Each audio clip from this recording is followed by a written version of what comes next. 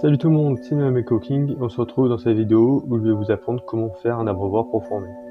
Je vais faire deux abreuvoirs, un avec le essai et l'autre avec une ampoule de vitamine D. Celle avec l'ampoule de vitamine D, je l'ai fait aussi avec des échantillons de parfum, avec des tubes d'échantillons de parfum. Mais nous allons tout d'abord commencer par le tube à essai.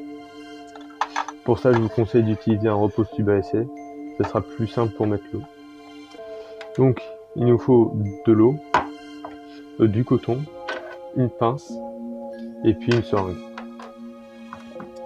L'eau, c'est soit de l'eau du robinet, eau en bouteille, soit eau de pluie. Moi avant j'utilisais de l'eau de pluie, mais maintenant j'utilise de l'eau en bouteille.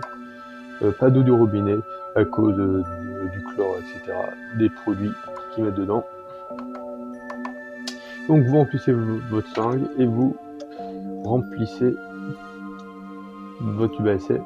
Pour des abreuvoirs, je vous conseille pas de prendre des grands tubes comme ça, plus petits tubes, mais j'en ai aucun qui est libre, donc je vais faire l'exemple ici. Donc, vous remplissez votre tube à ras-bord.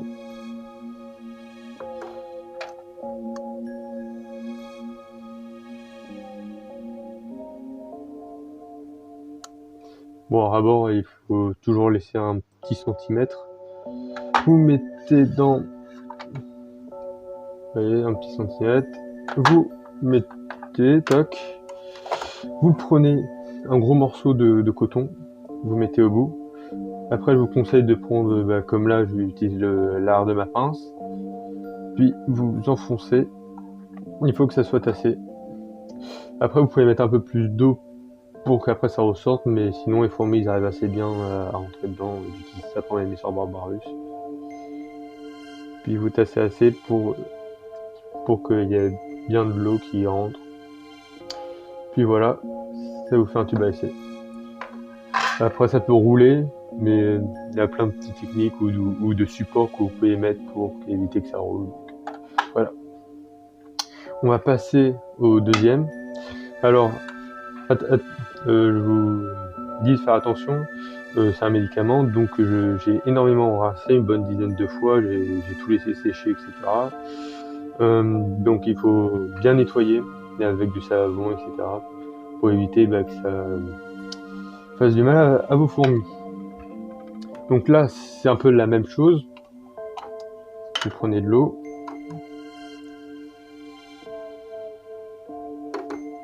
Vous le remplissez. Ça va être bien pour des petites colonies ou des fondations. Il n'y a pas beaucoup de millilitres. Ça, je crois que c'est du 5 millilitres, un truc comme ça, ou 4. Donc vous remplissez quasiment au ras-bord.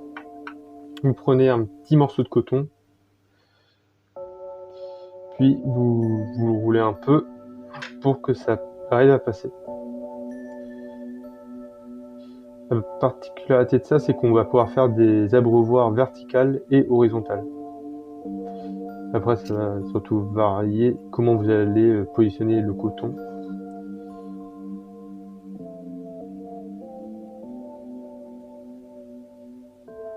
Voilà. Donc, soit vous le mettez en horizontal et vous faites... vous aplatissez un peu vers le bas, comme ça facilitera vos fourmis. Soit vous faites plat comme ça, et vous arrivez à faire tenir soit contre un rebord d'air de chasse ou peu importe. Et dans les deux cas, vos fourmis arriveront à boire. C'est ce que j'utilise pour mes Compotus Aesiops. Donc voici, c'est la fin de la vidéo. Si vous avez aimé, n'hésitez pas à liker et à vous abonner. Au revoir et on se retrouve pour la prochaine vidéo. Salut!